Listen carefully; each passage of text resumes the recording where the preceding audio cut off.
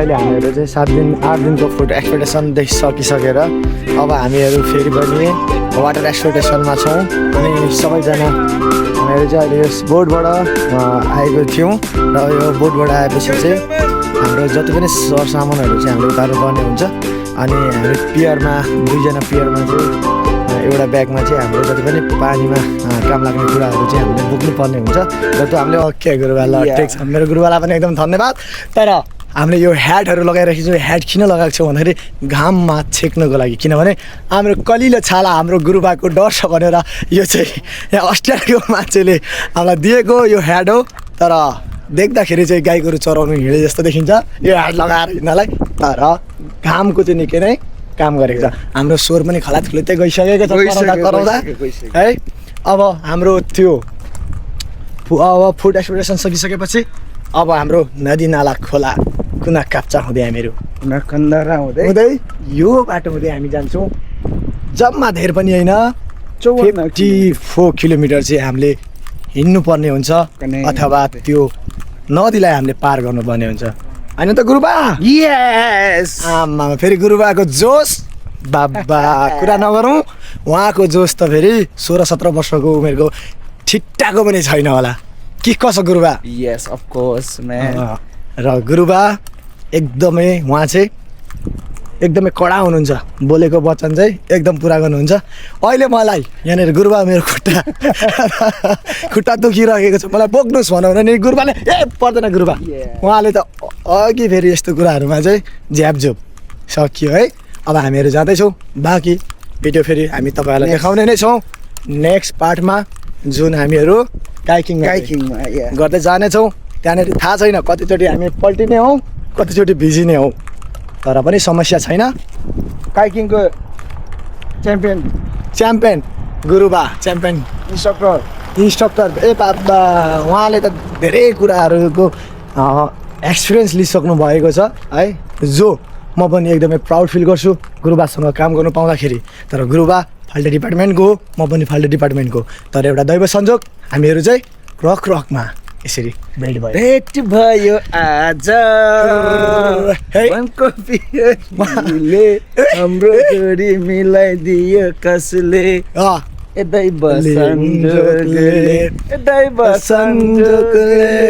गुरुबाको फेरि स्वर कोइलीको भन्दा पनि एकदमै मिठो छ कसो गुरुबा कोइलीले पनि हार खान्छ होला गुरुबाले गाउँदाखेरि म भन्दा यस्तो मिठो सुरिलो भाकामा गाउने मान्छे को आयो भनेर कोइली पनि जेलियस फिल गर्नेछ र अर्को कुरा यो बाटो कहाँ जाने हो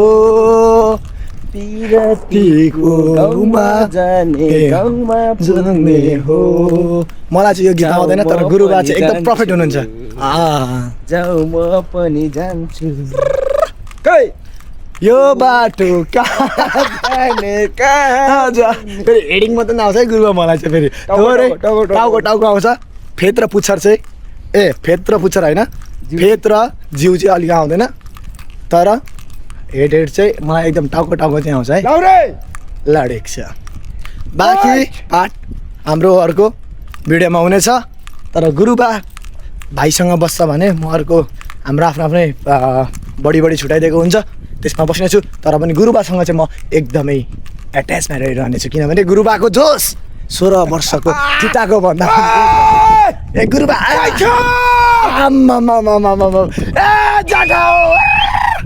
सकिएन यति भएपछि यो स्वर खलात खुलत जाओस् भोलि आइहाल्छ तर गुरुबासँग यसरी भेट्ने मौका फेरि लडेको छ है त 7 टन थप्नु भयो तर अब भातको खानाको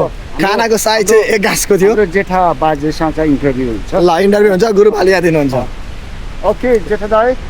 this is live we are making a vlog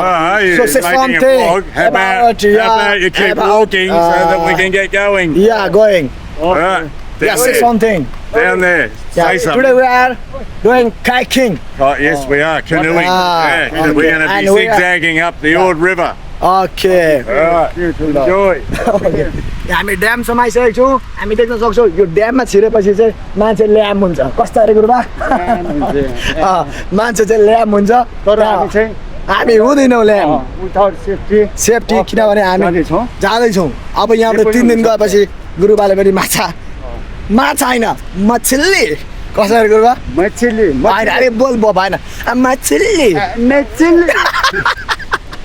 right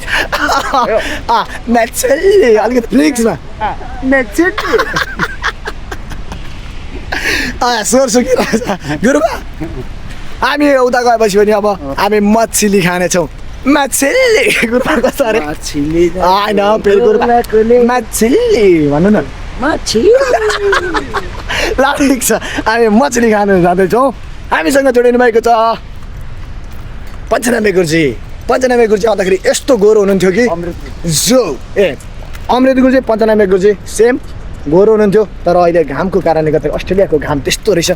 जुन दिउँसै लाइट बाल्नु पर्ने रहेछ तर पनि उहाँ अझै एकदम फिट एन्ड फाइन हुनुहुन्छ गुरुबा आज हामीहरू जाँदैछौँ यस नदी हुँदै यहाँनिर क्रोकोडाइलहरू एकदमै हुन्छ मछली पनि हामी मार्दैछौँ तपाईँलाई कस्तो महसुस भइरहेछ जानुभन्दा अगाडि केही 1-2 शब्द तपाईँले यस ब्लगमा तपाईँले छोडिदिनु पर्ने हुन्छ गुरुबाको turn okay alright first of all म चाहिँ हाम्रो 88 भाइको कुमार भाइको एउटा सानो क्यारिकेचर गर्न गइरहेको आमा मारिहाल्नु भयो ओके गुरुबा क्यारी अन गुरुबा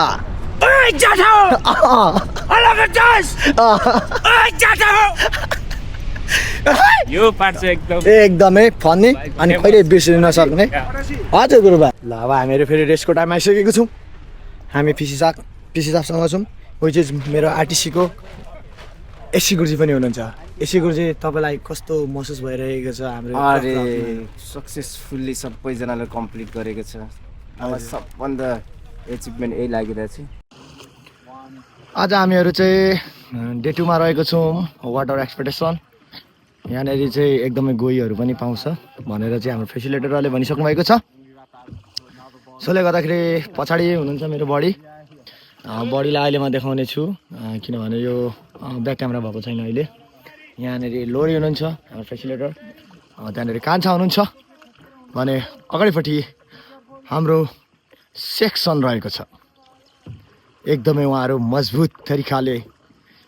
बेलुकाको खानाको बल ताकतहरू झिकेर प्याडलिङ गरिराख्नु भएको छ तर कस्तो बिस उठाएको यहाँनिर अड्किरहेछ होइन तर पनि केही छैन कुनै बात नै मुर्गीको दाँत नै तर त्रिसर गुरुजी आज तपाईँलाई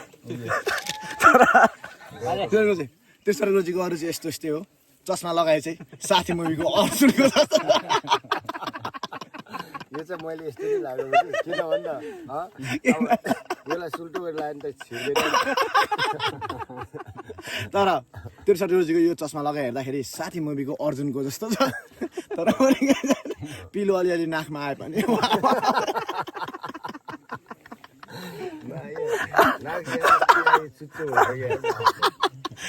अनि मसँग जोडिनु भएको छ चुङ्गा गुरुजी गुरुजी के अरे चुङ्गा गुरुजी भन्नु त भन्नु न अलिक भएन क्या चुङ्गा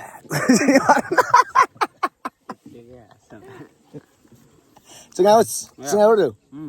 के खानुभएको भनिदिनु त बिस्कुट खानुभएको त्यो दाँतमा अड्केर भयो जिब्रोले कोटाएर खानु फाइनली हामीले चाहिँ 54 किलोमिटर चाहिँ सकिसकेको छौँ जुन हामीहरू 3 दिन 3 रात चाहिँ हामीहरू यस्तो तरिकाले हामीहरू क्रोकोडाइललाई पार गर्दै त्यस्तो खतरनाक जङ्गलबाट पनि हामीहरू चाहिँ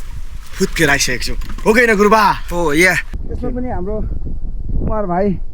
एकदमै मलाई एक्सपर्टिज लाग्यो म एज अ केनिस्ट पनि होइन उसको स्टकहरू हेर्दाखेरि ऊ चाहिँ भविष्यमा नेसनल एउटा कनिस्ट हुन सक्ने सम्भावना प्रबलसम्म गुरुबालाई म यति गुरुबाले भन्नुभयो गुरुबा यहाँबाट अब त्यो क्याम्पसम्म पुग्नुको लागि हिँडेर जानु पर्दैन किनभने म पुगिदिन्छु यत्रो भनिसकेपछि चाहिँ बोकेर लगिदिन्छु म यस थ्याङ्क यू भेरी मच हाम्रो यति नै छ